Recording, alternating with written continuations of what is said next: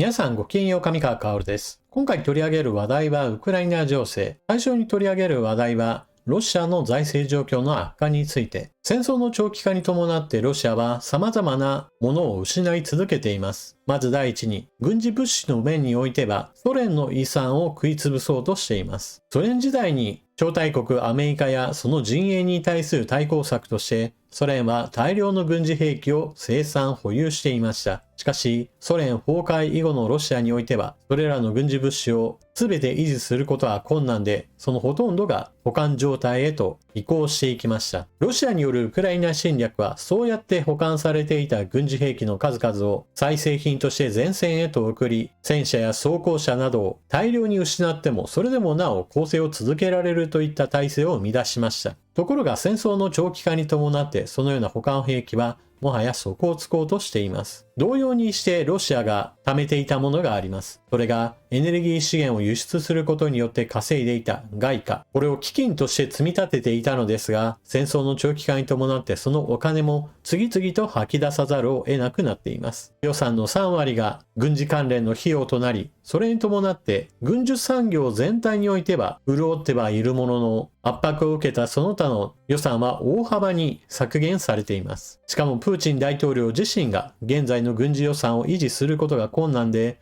来年からは予算の削減に乗り出すことを発表しています。そのような中で、どこから削るかといった話のちょっと具体策が出てきました。それが、ロシア唯一の空母について、もはや配管処理する可能性が出たというニュースです。共同通信の記事より、ロシア唯一の空母、回収断念か、1985年に進水、退役の報道。ロシアの報道誌イズベスチアは、ロシア海軍の機関で唯一の空母、アドミラル・クズネツォフの回収をロシア国防省が断念、退役する可能性があると報じた。2017年から近代化のための改修工事が始まっていたが、現在は停止しており、海軍総司令部が近く空母の運命を決定することになるという。ソ連時代の1985年に進水したアドミラル・クズネツォフは戦闘機やヘリコプターなど50機の搭載能力があり、2016から17年にはロシアが軍事介入したシリアに近い地中海に展開。艦載機がシリア領内の過激派組織イスラム国の拠点を攻撃したりもした。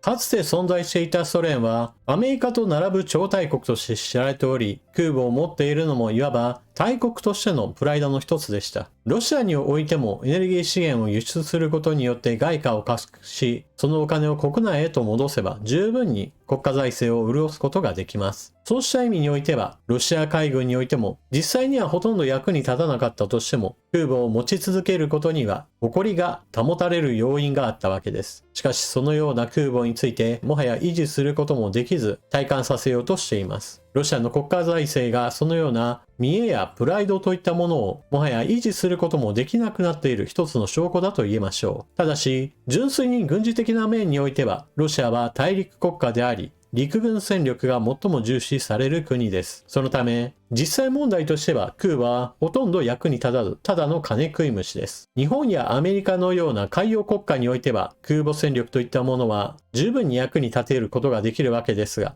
ロシアの場合においては、ちょっと事情が異なっています。そのため今回のロシア唯一の空母が配管処理されるかもしれないという報道は、維持することもできなくなったロシアの財政事情の悪化について着目すべきでしょう。ロシアの財政事情の悪化について取り上げた記事がこちら。政府は予算削減によりハイテク支出を5分の1に削減。マイクロエレクトロニクス産業の復興計画はロシアの予算削減の犠牲となった。商工省は国家プログラム、電子無線電子産業の発展への支出を5分の1に削減する。この計画では、電子機器市場における国産品のシェアを40% まで引き上げることを目指していた。同様の予算削減の煽りを受けた支援策は、外国製航空機の輸入代替を目的とした航空機製造支援プログラムの予算は 22% 削減。その他、産業の発展と競争力強化、自動車産業支援、ハイテク産業開発、革新的な輸送手段、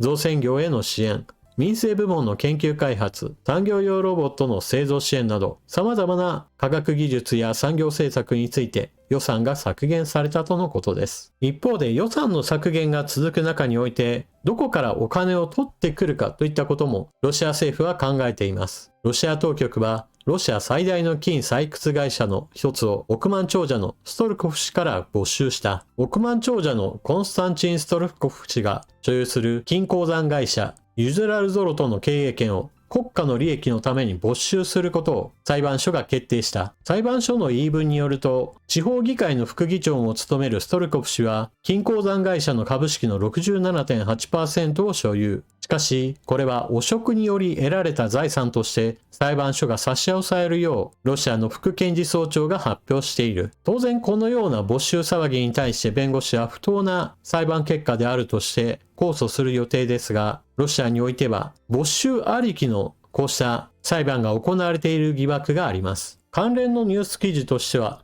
こちら、ロイター通信より、ウクライナ戦争でロシア経済の転換進む。資産 7.5 兆円没収。ロシア当局は過去3年間に約 7.5 兆円相当の資産を没収しており、ウクライナ戦争中に経済モデルの転換が進んでいる。没収先については少し説明をしておく必要があるでしょう。2022年、ロシアによるウクライナ侵略が本格的に行われ始めた時、まず第一に西側の企業が次々とロシアから撤退していきました。残された資産をロシア当局が次々と没収しました。次に今回取り上げたようなロシア国内のもともと資産を持っていた人たち、オリガルヒと呼ばれる人たちに対して、プーチン大統領が牙を向き、次々と資産没収に動いているのです。ロシア国内での大金持ちがある日突然高層住宅から地面へと打ち付けられて死亡する事例などが相次いでいたり、今回の記事のように裁判の上で資産が没収される例なども続いています。続いては、ウクライナ側の支援の話を見ておきましょう。トランプ大統領が少しは心変わりしたようです。トランプ氏、大統領権限でウクライナに武器供与する意向。トランプ大統領は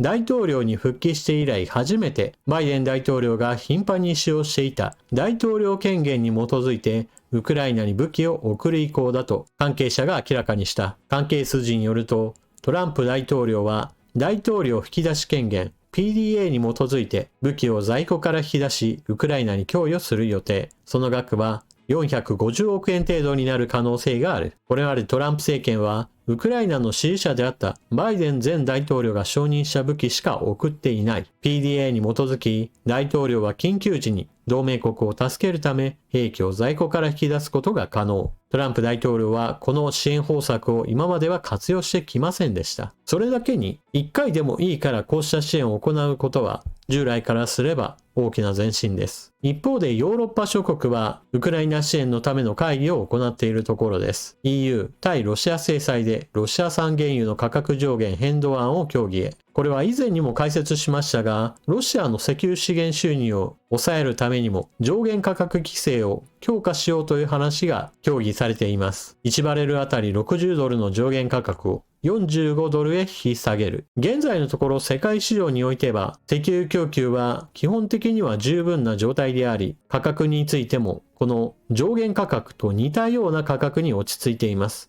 ですから制裁をかけるにしても国際価格とさほど変わらない状態になってしまいました。制裁を強化するために上限価格を下げるべきだという意見が出ているわけです。そしてウクライナに対する防空ミサイル支援について一歩話が前進しています。ドイツとノルウェーがパトリオット3機購入へウクライナ供与で合意。ゼレンスキー大統領はドイツとノルウェーが防空システムパトリオットを購入しウクライナに供与することに合意したと明らかにした。これはイタリア・ローマで始まったウクライナへの官民からの投資などを議論するウクライナ復興会議での記者会見で述べた。この会議に出席したドイツのメルツ首相はウクライナ向けパトリオットの購入について準備できていると述べた。メルツ氏はアメリカも自国のためにパトリオットを必要としているが同時にたくさん所有してもいる。この件についてはアメリカのトランプ大統領もこれを認める意向であり、むしろパトリオットミサイルの販売ができたことを誇らしげに語っている様子がありました。というのも、今回のウクライナに対するパトリオットミサイルの供与に関しては、ヨーロッパが